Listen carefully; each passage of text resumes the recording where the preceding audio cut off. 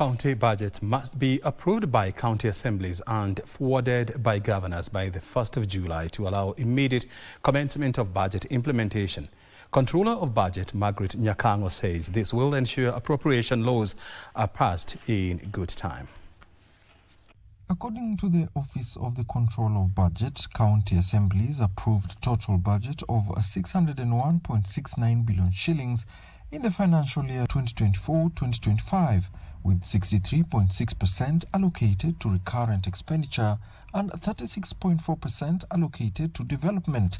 However, in the 2025-2026 cycle, the Controller of Budget warns that delays in the approval process and weak budgetary control mechanisms might result in reduced capital spending, misaligned priorities, and overall low implementation rates for development projects. It's not enough for us to complain that Treasury has not released the funds if we do not have a budget which can enable us to absorb those funds.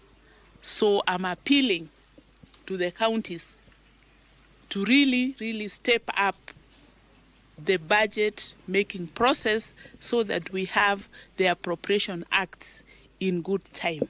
The Controller of Budget, Margaret Nyakang'o, speaking at the Murang'a County headquarters during the annual monitoring and evaluation visit, also emphasized on the need for counties to prioritize development expenditure, noting that this is key to job creation.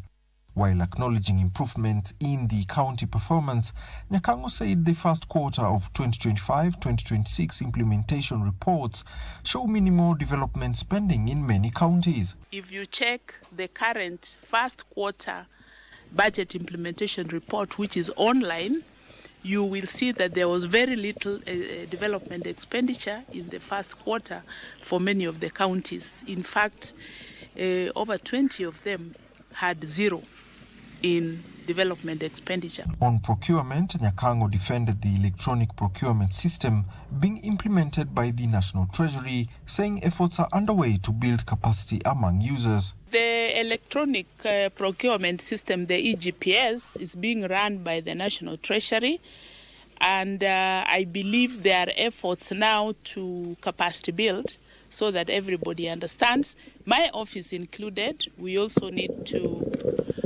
start using the process. Alan Auko, Prime Edition.